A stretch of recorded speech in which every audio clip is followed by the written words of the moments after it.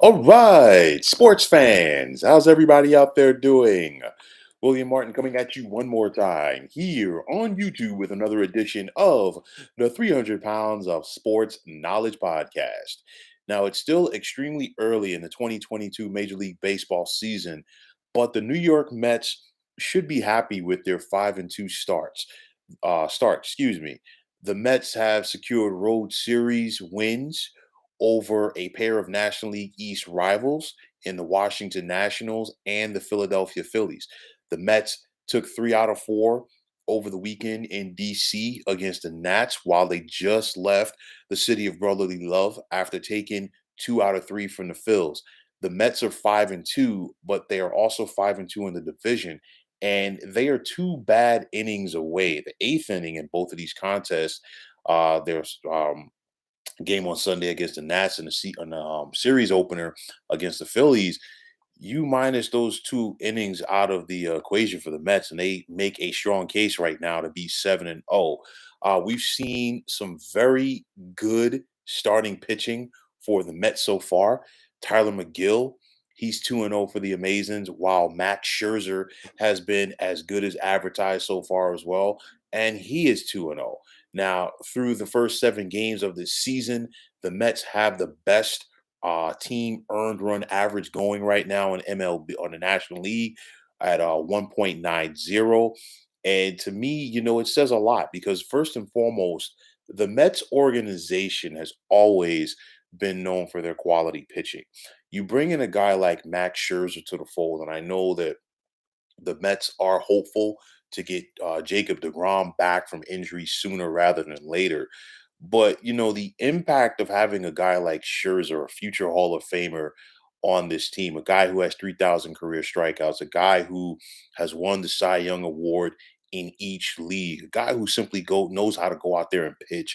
He's a veteran guy that younger pitchers are going to sit down and listen to because he's done it for so long at a quality level. And when you bring a veteran into that clubhouse, it's not just about what he does on the mound every fifth day that he takes the baseball. It's also what he does, how he goes about his work, how he soft tosses, how he stretches, how he conditions, how he gets himself mentally and physically prepared, and how that rubs off on the other pitchers, how he's able to talk to them in a way that their coaches cannot talk to them. So that's a big time impact when you have a veteran like Max Scherzer in your locker room. On the offensive side, Pete Alonso's off to a strong start. He's hitting 267, a pair of home runs to go along with 10 runs batted in. And we saw Big Pete go 3 for 5 today with a 3-run blast, which is part of his 5 RBIs in the Mets 9-6 win today in Philadelphia. New Met Mark Hanha is hitting 381 so far, and he's showing that he was a solid acquisition from the Oakland Athletics.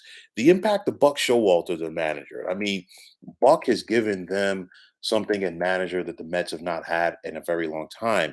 And for me, I know it's still early and it's very early in the season. You still got 155 games to go if you're the Mets, but still, Buck has always been the type of guy that wherever he goes, as a manager in Major League Baseball, people listen. He's like E.F. Hutton in that sense. So you know that he's going to have a big impact on this team, especially as the season progresses. Now, don't get me wrong. This is just a start. And of course, we all know 100 with 162 games, Major League Baseball, their season, it's a marathon. It's not a sprint. But the Mets should have some confidence for themselves as they head into their home opener this Friday against the Arizona Diamondbacks. I think, City Field will be buzzing. Shea Stadium and City Field and the Polo Grounds, of course, 3 homes that the Mets have had throughout their history. They always tend to buzz on opening day. There's always excitement that, maybe this is the time of that the Mets turn things around. But I think there's going to be some buzz in that stadium. They're not going to see, Max Scherzer take the mound for the Mets home opener. But nonetheless, like they'll see him. He's scheduled to pitch for the Mets at home for the first time next Tuesday against the San Francisco Giants. But nonetheless, there will be some excitement to see him and welcome the Mets in front of the home faithful for the first time this year. So, with that said, like I said, this is far from saying okay, the Mets are have what it takes to go all the way? Absolutely not. It's still early, but from where this team has been over the past 5 years, you go back to 2016, that was the last time that the Mets made the postseason. They lost in the wild card game. Since then, the Mets have only had one winning season and they have not made the playoffs. And I know that the Mets last year, they set the record for the most days in first place not only not win the division, but also miss the playoffs. So, or pardon me, not miss the playoffs, of course, obviously, but just finished with a losing record because it really just came apart for them as they were held together for a lot of the season with spit and glue. But nonetheless, there's a different buzz about this team already, and it's early. So let's see, for the Mets' sake and for their fan base's sake, if they could find a way to build off of this momentum, because the NL East, and I've talked about it for my preview, is that it's going to be very competitive. The Braves, they're off to like an up and down start, but the Braves are going to get it going.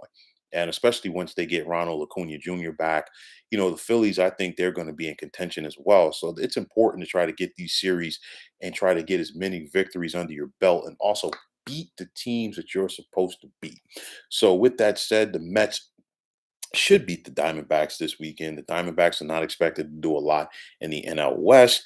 But with that said, it's easier said than done. You still have to go out there and execute. But let's see what the Mets can do this weekend against Arizona. Solid starter from their standpoint. You have to be happy in taking the series in DC against the Nationals and also in Philadelphia against the Phillies, especially after the way that series started, where the Mets were up 4-0 going to the eighth, gave up 5 runs and lost that game. So with that said, a solid start for the Mets. Let's see if they can keep it up. Let's see if they can keep that momentum and going into this weekend and have themselves a solid April, which hopefully for their sake is the foundation for bigger and better things to come here in 2022. So, folks, that is going to wrap it up. And as always, I want to take this time out to thank you for tuning into the 300 Pounds of Sports Knowledge podcast here on YouTube. Want to take the time out to thank all of you fine folks out there for tuning in. And if you have not already, please feel free to subscribe to this channel. Now, if you're on Twitter, please feel free to follow me at 300 Pounds of Sports. And like I always say, if you follow me, it'll be my pleasure to follow you right back. There's also the sports discussion group on Facebook at the Sports Depot 365. You can check it out, drop a line, and be a part of one of the better sports debating sites going on social media. So, once again, fine folks, my name is William Martin. I'm signing off, saying take care and have yourselves a wonderful day.